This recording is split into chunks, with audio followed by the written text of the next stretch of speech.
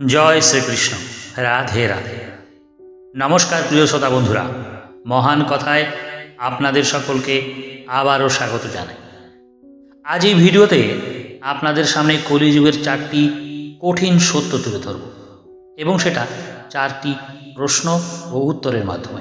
যে চারটি প্রশ্ন করেছিলেন এক সাধু, কে ছিলেন সেই সাধু, আর কাকেই বা প্রশ্নগুলো করেছিলেন, আর কি ছিল তার উত্তর, যার ভিতরে লুকিয়ে আছে আজকের কলিযুগের চরম কঠিন সত্য, যার সত্যতা আমাদের সামনে প্রমাণ হিসাবে ঘটে চলেছে অনবরত। সবটাই জানার জন্য ভিডিওর শেষ পর্যন্ত সঙ্গে থাকুন, আর যারা নতুন তারা চ্যানেলটিকে সাবস্ক্রাইব করে পাশে থাকা বেলটিকে প্রেস করে আমাদের পাশে থাকুন। তো চলুন জানি কলিযুগের সেই চরম চারটি কঠিন সত্যের কথা। মহাভারতের যুদ্ধের পর ধর্মরাজ যুধিষ্ঠির একটি যজ্ঞ করেছিলেন। সেই যজ্ঞ শেষ হবার পর একদিন যুধিষ্ঠির রাজসভায় বসে সভা পরিচালনা করছেন একটি বিশেষ বিষয়। এদিকে এক সাধু মহলের ভিতরে ঢুকতে লাগলেন। ঢোকার সময় প্রথমেই তার দেখা হয় পাণ্ডবদের সব থেকে ছোট ভাই সহদেবের সঙ্গে। সহদেব তাকে প্রণাম করে জানতে চায় যে সে তাকে কিভাবে সাহায্য করতে পারে। সাধু বললেন, আমি রাজা যুধিষ্ঠিরের সঙ্গে দেখা করতে চাই। সহদেব বলে, সাধু মহারাজ, আপনি কিছু মনে করবেন না, দাদা এখন সভায় বিশেষ কাজে ব্যস্ত আছেন, এই মুহূর্তে দেখা করতে পারবেন না। আপনি যদি কৃপা করে আমায় বলেন কি চান, তাহলে আমি সেটা আপনাকে দিতে পারি। সাধু বললেন, আমি কিছুই চাই না, আমি একটা প্রশ্নের উত্তর জানতে চাই যুধিষ্ঠিরের কাছ থেকে। সহদেব বলল, আমি ধর্মরাজের একদম ছোট ভাই, তাই আপনি আমায় প্রশ্নটা করতে পারেন, আমি চেষ্টা করে দেখতে পারি এবং যথাযথ উত্তর দেবার চেষ্টা করতে পারি। সাধু তখন তার প্রথম প্রশ্নটি করলেন। বললেন, আমি এখানে আসার সময় দেখলাম একজন স্ত্রীলোক একটি কুয়ো থেকে বড় একটি কলসি ভরে জল তুলে ছোট ছোট চারটি কলসিতে ভরল। সব কলসিগুলো সমানভাবে ভরে গেল।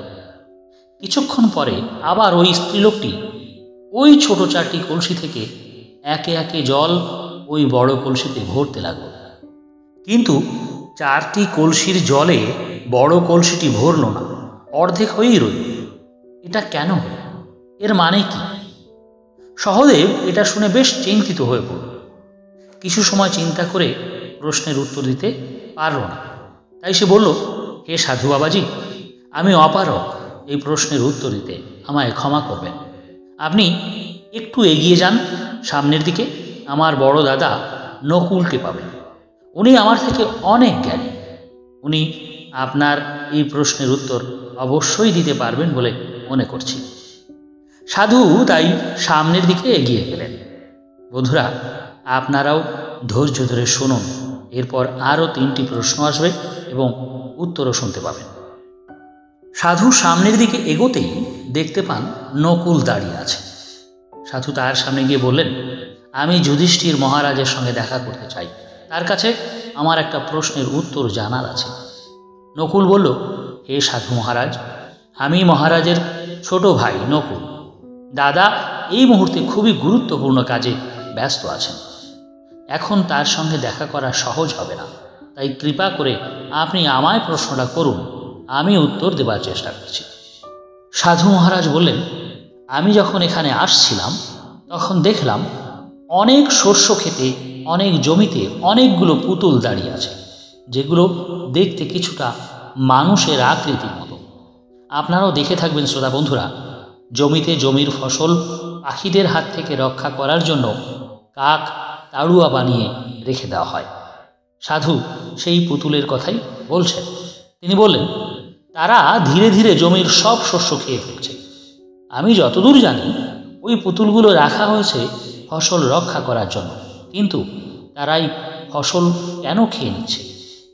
নকুল কিছু সময় ভেবে বলল, না বাবাজি, আমি বলতে পারলাম না, আপনি আর একটু এগিয়ে যান, সামনে আপনি 3য় পাণ্ডব অর্জুনকে দেখতে পাবেন, সে আপনার প্রশ্নের উত্তর নিশ্চয়ই দিতে পারবেন, কারণ তিনি ভগবান শ্রীকৃষ্ণের সখা।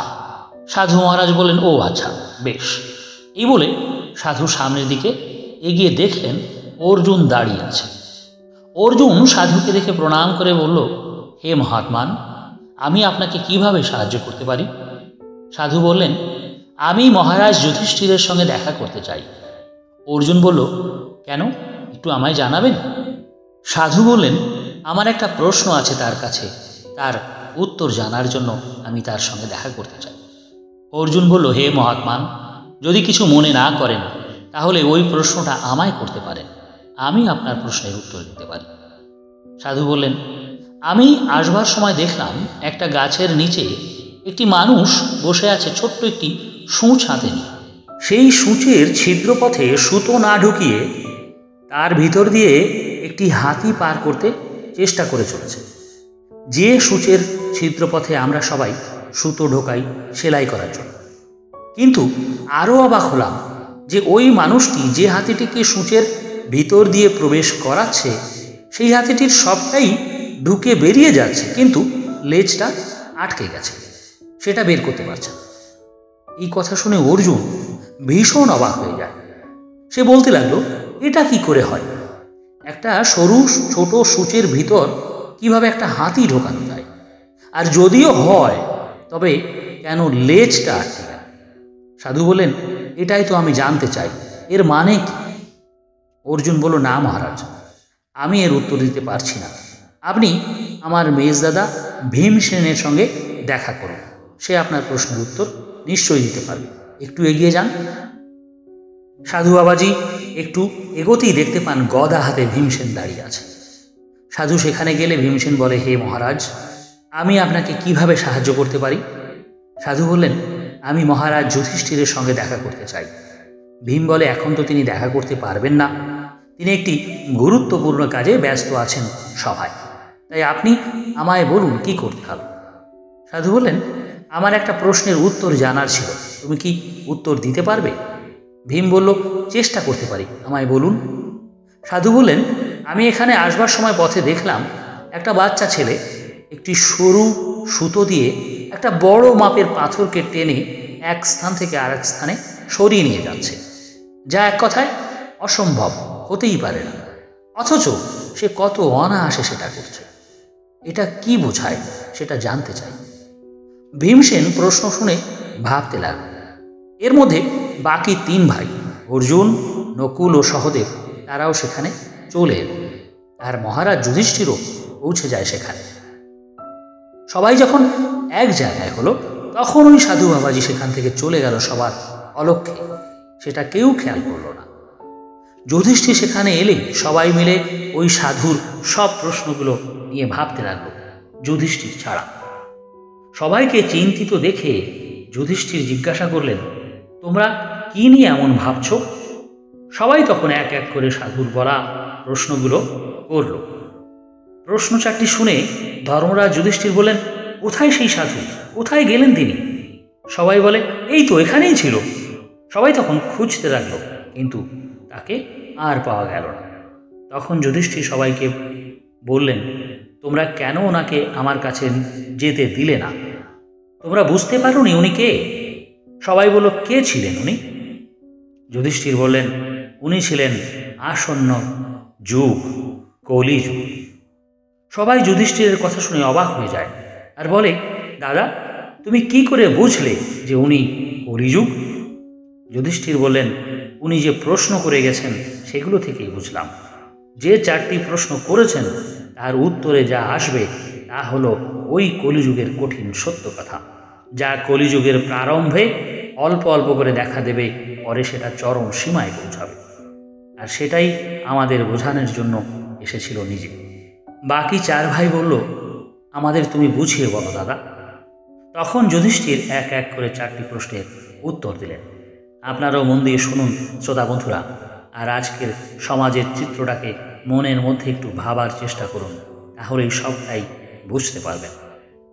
প্রথম প্রশ্নের উত্তরে যুধিষ্ঠির বললেন, একজন মহিলা বড় একটি কলসিতে করে জল ভরে 4টি কলসি ভরে দিল, আবার সেই ভরা 4টি কলসির জল দিয়ে ওই বড় কলসিটি ভরতে পারল না। এর অর্থ হলো কলিযুগে একজন বাবা মা তার 4টি বা তার অধিক সন্তানদের সমানভাবে ভালোবাসবে, মানুষ করবে তার সমস্তটুকু দিয়ে। নিজে না খেয়ে থেকে সন্তানের মুখে খাবার তুলে দেবে, কিন্তু সেই সন্তান যখন বড় হবে, ভালোভাবে বাঁচতে শিখবে, তখন ওই সন্তানেরা সবাই মিলে সেই বাবা মাকে ভালোবাসতে পারবে না, ভালোবাসবে না, খেতে দিতে পারবে না, তাদের কম পড়বে, বাড়ি থেকে তাড়িয়ে দেবে। এমনকি সম্পত্তির জন্য বাবা মাকে হত্যা করতেও একবারও ভাববে না। সেই জন্য 4টি কলসির জলে একটি কলসি ভরল না, এটাই তার মানে। আর এটা কলির বয়স যত বাড়বে তত এটাও বাড়বে। দ্বিতীয় প্রশ্ন হলো, জমিতে থাকা পুতুল শস্য রক্ষা না করে সে নিজেই তা খেয়ে ফেলছে। এতে কলি বোঝাতে চাইল যে কলিযুগে যে রক্ষক হবে সেই হবে ভক্ষক। যার কাছে মানুষ নিজেকে সুরক্ষিত ভাববে সেই তাকে ভোগ করবে। অর্থাৎ যে লিডার হবে, যে নেতা হবে, যে রাজা হবে, যার কাছে মানুষ তার কষ্টের কথা জানাবে, যার কাছে সাহায্য চাইবে, নিজের গচ্ছিত ধন রক্ষা করার জন্য রাখবে, সেই লিডার, নেতা, শাসকেরা বা রাজারা প্রজাদের সব কিছু লুণ্ঠন করবে, শোষণ করবে, ভোগ করবে। তারা বলবে এক, করবে এক, কথায় ভুলিয়ে রাখবে সবাইকে, আর সবাই সেটা মেনেও নেবে। 3 নম্বর প্রশ্ন হলো, একটি লোক গাছের নিচে বসে একটি ছোট্ট সরু সূচের ছিদ্রপথে এক বিশালাকার হাতিকে পার করাচ্ছে, কিন্তু হাতিটার সবটা পার হলেও লেজটা আটকে যাচ্ছে, সেটা পার হচ্ছে না। এর মানে কলিযুগের আইন ব্যবস্থা এমন সূক্ষ্ম হবে যে সেই সূক্ষ্ম আইনি ব্যবস্থায় বড় বড় দোষী মানুষ তার ক্ষমতার প্রভাবে বা অর্থের প্রভাবে নির্দোষ প্রমাণিত হবে আর আইনি বেড়া জাল থেকে বেরিয়ে যাবে। কিন্তু সাধারণ থেকে অতি সাধারণ মানুষ সামান্য অন্যায়ের জন্য শাস্তি ভোগ করবে। আইনি জটিলতা থেকে তারা বেরোতে পারবে না ওই হাতির লেজের মতো। মানুষ হত্যা করে, অন্যের ধন সম্পদ লুট করে, গুরু অপরাধ করেও আইনকে ফাঁকি দিয়ে শাস্তির কাঠগড়া থেকে নিষ্কৃতি পেয়ে যাবে, বাইরে বেরিয়ে থাকবে। আর সাধারণ মানুষ অতি সাধারণ অন্যায় করলেও সে বড় থেকে বড় সাজা পাবে। 4র্থ প্রশ্ন হলো, একটি ছোট ছেলে সরু সুতোতে করে একটি পাথরকে বেঁধে নিয়ে চলেছে। তার অর্থ হলো, কলিযুগে যতই পাপ বাড়ুক, পাপী বাড়ুক, অধর্ম বাড়ুক, তার একটা ভালো দিক থাকবে। সেটা হলো, মানুষ যত পাপ করুক না কেন, যদি একটি নামের মালা জপ করতে পারে, তবে সে সব পাপ থেকে মুক্ত হয়ে যাবে। নামের মালা মানে হরি নামের মালা, কৃষ্ণ নামের মালা, শিব নামের মালা, রাম নামের মালা, অর্থাৎ যার যার ইষ্ট ভগবানের নামের মালা জপ করলে সব পাপ থেকে উদ্ধার পেতে পারে। এই নামের মালা এত সূক্ষ্ম হবে যা দেখা যাবে না, এত সরু যে বোঝাই যাবে না। সেই মালা দ্বারা সমস্ত পাপকে, অধর্মকে সরিয়ে রাখা যাবে। যুধিষ্ঠিরের এখনো উত্তর শুনে সবাই অত্যন্ত খুব খুশি হল আর বলল, এই জন্যই তুমি ধর্মরাজ, তুমি প্রিয়। তো প্রিয় শ্রোতা বন্ধুরা, এই ভিডিওটি পোস্ট করার উদ্দেশ্যই হলো মানুষ, আমরা যেন সব সময় ভালো কর্ম করি, আমাদের প্রত্যেকের পিতামাতাকে যেন আমরা সম্মান করি, তাদের ভালো রাখি, তাদের পাশে থাকি। অন্যায় কাজ কখনোই করা উচিত নয়, অন্যের সম্পত্তির দিকে কখনোই কুনজর দেওয়া উচিত নয়। কথা ও কাজ যেন আমাদের এক হয়। আমার গুরুদেব শ্রীমৎ স্বামী নিত্যানন্দ গিরি মহারাজ বলতেন, কথা ও কাজ এক না হলে সে মানুষের মধ্যে পড়ে না। তাই আমাদের ভালো কর্ম করা উচিত, কথা ও কাজ এক হওয়া উচিত, তাতেই সবার ভালো হবে। তো কেমন লাগলো কমেন্ট করে অবশ্যই জানাবেন এবং ভিডিওটি লাইক করবেন, শেয়ার করবেন আর জয় শ্রীকৃষ্ণ লিখবেন। ভগবান আপনার মঙ্গল করবেন। তো আজ এই পর্যন্ত। সবাই ভালো থাকবেন, সুস্থ থাকবেন, আনন্দে থাকবেন, সৎ পথে থাকবেন। বলুন জয় কাশী কৃষ্ণের জয়, জয় নিত্যানন্দের জয়, জয় শ্রীকৃষ্ণের জয়।